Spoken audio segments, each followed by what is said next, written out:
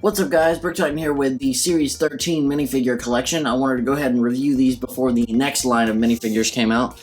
Go ahead and start off here with the Samurai Woman. As you can see, she has her two katanas there.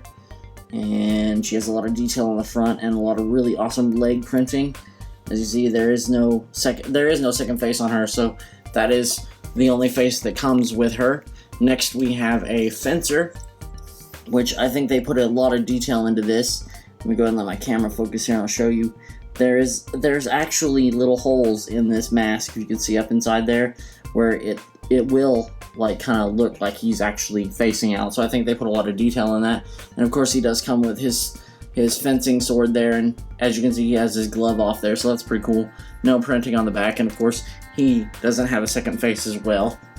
And next up here we have a Carpenter, which I think this is probably one of the coolest figures out of this series, because you do get a printed board piece. He does have a lot of detail in his kind of torso and on his legs with the tool belt there, and he does come with a specialized saw. I think that's probably one of the coolest things in the series. And there's this hard hat. You can see it has some hair on the side, so that's pretty cool. Next up we have the Classic King, which probably the coolest part about this minifigure is the fact that he does come with this really awesome and unique kind of cape. Let me see here. He doesn't have a whole lot. He doesn't have any printing on the backside of his body there. If you can see down in there, he doesn't have any printing there.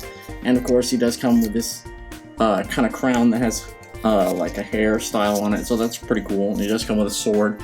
So overall, he's pretty neat. And probably one of the most epic figures out of this series is the hot dog guy. He has like a lot of detail, and I like the fact that they just kind of made this specialized piece for him. You can use him in a lot of stuff like stop motions or all kinds of stuff. Like you can have him like a little kind of vendor guy. He's used for a lot of things. I just think that is one of the kind of most unique figures out of this set.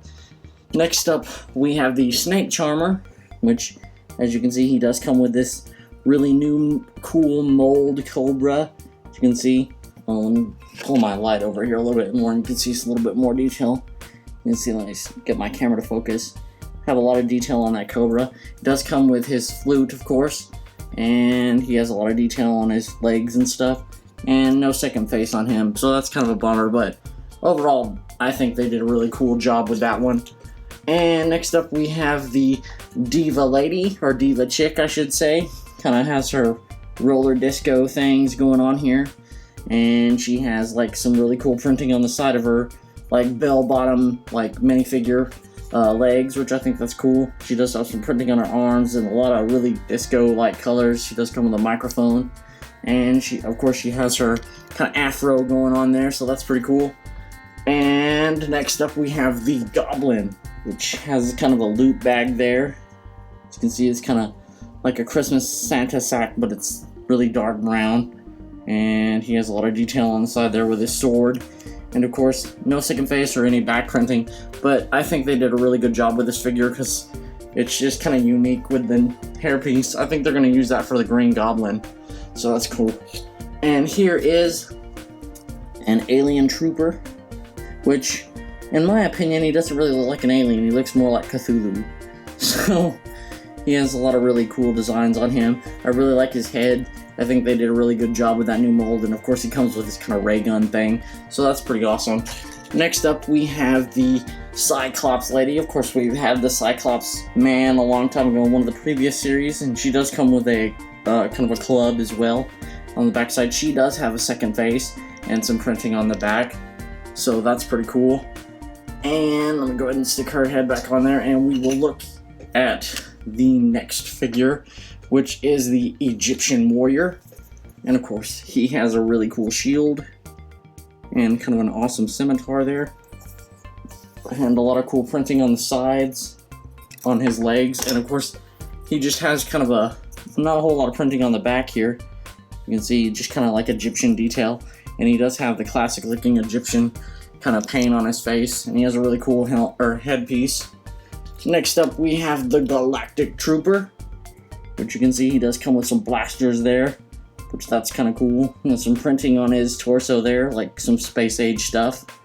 Take his helmet off, and you can see his face has the mask on one side and just a plain kind of regular guy face on the other, and he has some places where you can put his blasters, and he has a kind of a space symbol there.